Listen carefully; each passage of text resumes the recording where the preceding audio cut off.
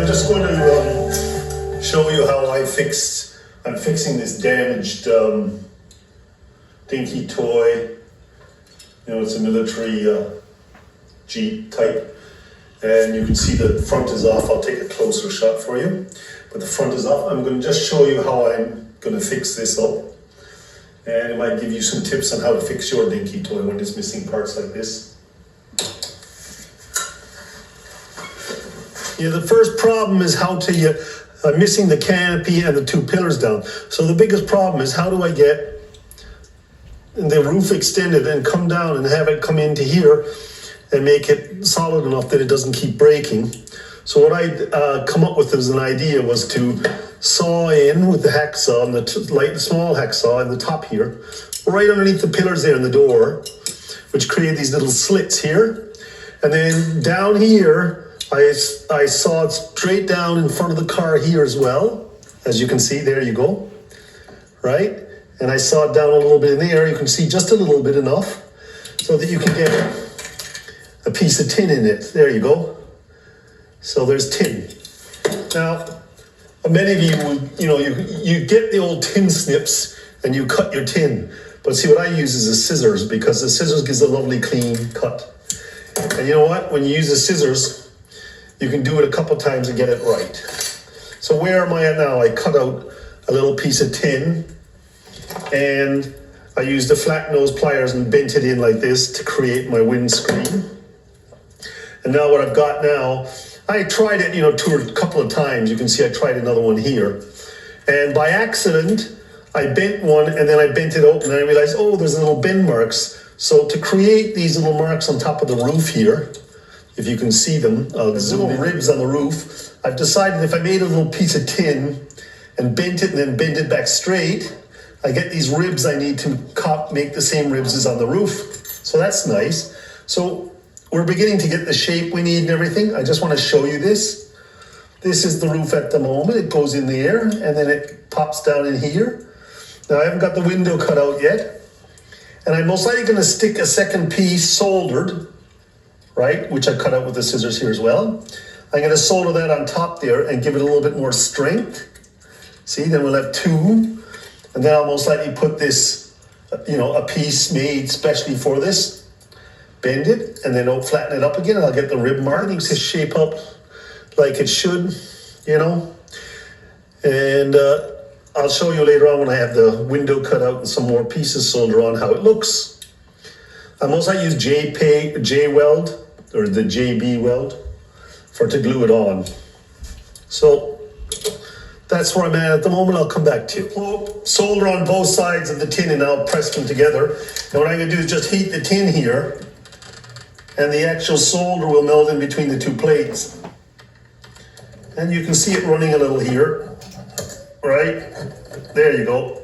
See, and it's beginning to happen, right?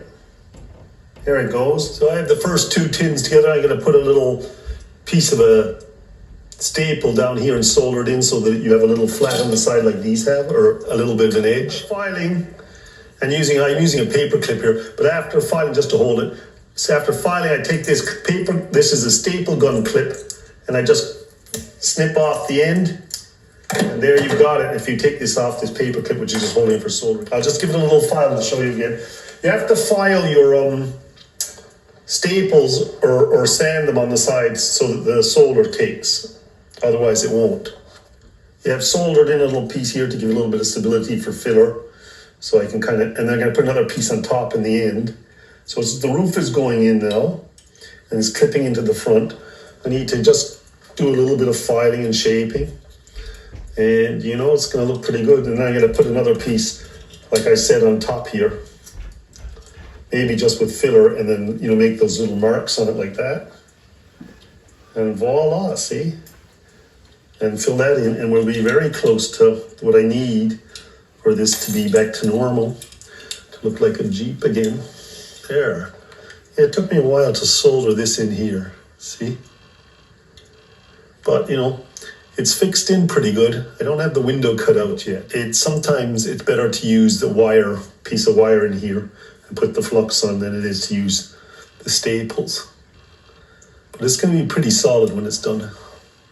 bring back an old car out the window. I cut with the scissors up, and I knifed across the tin until it cracked off. And it's looking pretty good now. And I can fill it in afterwards, so I'm quite happy with that. I should have a post down in here, but I haven't done it yet. But it's looking pretty good now. I just epoxied it in now. And as you can see, it's looking pretty good. I just put in the JP weld now, and there you go.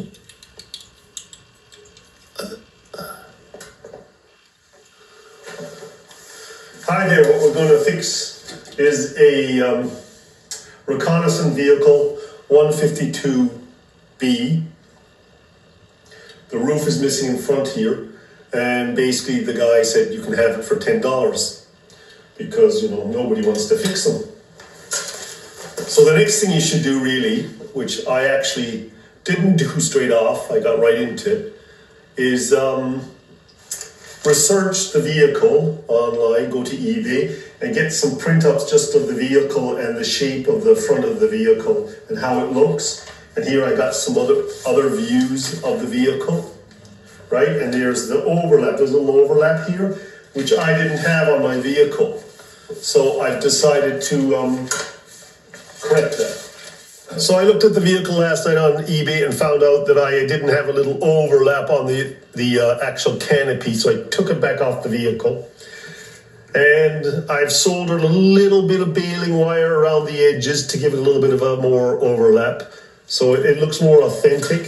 After much filing and everything, I think I got the look I want, which is pretty good. I still got to do the top, make the canopy come across. But as you can see, I got the angle nicely, and I got the post a little wider. Same on the other side. So I've got the look I want now for the front of the vehicle. I'll zoom in here so you can see. There you go. I got the look I want for the front of the vehicle. I still have to do the canopy on top. I often use little files, needle files, to clean up, or a little bit of a Dremel to do things. But I'm really quite happy with that. It's a little bit out of shape, but not much. It's very hard to spot it. Oops, sorry, I did that again. Anyways, there's the picture up there, see, and there's the vehicle. So now we got a fairly good similarity between the two. I'm quite happy with that. There's nothing like bringing an antique car back to life. Here we go. I'm going to make a little piece for this. So it's going to be just in here, come in here. Got to be a little longer than the actual truck itself. Little scratch mark. And you know, I'm just going to show you something. You use one of these cutters. The problem is you get these little edges along the when you're clipping. Well, I can't show it on that. What you do is you get these little bad marks on the thing sometimes, and you really can't get them out afterwards. It didn't show it there, that's not bad, but you can see it cuts and it pulls it over sometimes in that because it's very light tin.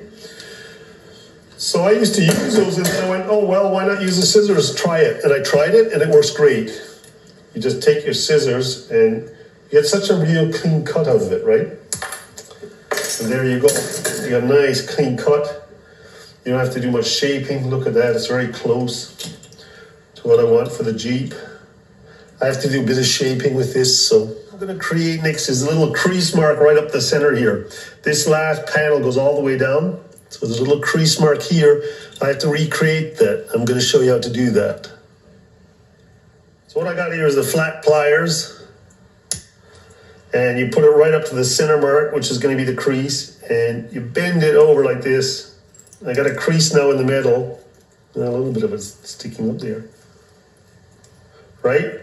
And then when I bring it back, to bring it back straight, I have, look, exactly what I wanted, right? A little mark. Hang on, I'm going to show you that. See now, right in here we have the little crease mark we need. And you know, you can really epoxy that on. I got to shape a little bit more, but there isn't much more to it. I've made a very fine little strip here that's going to go in here. It's going to be epoxied in first, just to lift this up a little bit more on the back by the canopy so it's more in line, and as you can see, it's really close now. So that's what I'm looking for. I hope not to have a line there in the end. Nothing visible. I might grind it off a little bit on the corner like a 45, so the epoxy sticks in there. Yes, if you look at here in this drawing, it kind of tapers down, so that's why I put a little bit of a piece in here to bring it up a little. So I do get this shape that I'm looking for towards this corner here. So I put a little bit of tin underneath this, a shim like. Now I'm going to epoxy that on and let it dry, I think, and we'll see where we'll go from there. Different grooves out, but I'm going to try this today because the other one didn't really harden great last night. So I'm going to re-glue it tonight with this LePage fast grade. It's 8X, it's stronger, plus it's really strong stuff. So I put a little bit out here. We're going to just glue this canopy on. I usually take a little screwdriver and just smear it on here. I got to put this little sliver in first and the roof in. So after about 20 minutes, oops, there we go. Poking around and cleaning up with a knife. And the roof came kind of stuck to my finger and came off and went back on. I have it glued on. And I used the epoxy for a change to try it out. There you go. It needs a little bit of cleaning up and shaping. And I got the little edge on there. See the rib on the top? Filled the top a little bit and cleaned it up with JB Weld. It's drying. And I did the front mudguard here. I need another fill because there's a chip off it. And I'll file that with needle files once I make it right. I did a little bit of Dremel work, and then I have to make the crease a little bit better with the a little bit of filler. I kind of hit the crease of it, but you know, in general, it's looking really good. It's beginning to shape up. So there we go with the guarding. I'm gonna file it. Here's the truck this morning. I'm after cleaning it up a little bit. I'll do a little bit more on it. I got the top pretty good there, see? A little bit of Dremel, a little bit of filing, a little bit of sanding. I filed it more, and as you can see, it really looks good. It's gonna get more, a little bit more, and then it's gonna get a gray undercoat, and we're gonna see what it looks like before touching it up. There's the roof done. I might touch it up a little or sand it a little, but you know, I must say just paint this area green now and leave the rest of the vehicle. And of course, I have to finish doing this little fill in here and file it a little bit more with the needle file, which I'm just doing. And we're going to have pretty good look-alike with the truck. So there you go. There's other videos for painting, which I've already put up on YouTube. So there you go with a bit of tin, how nicely you can fix your vehicles, huh?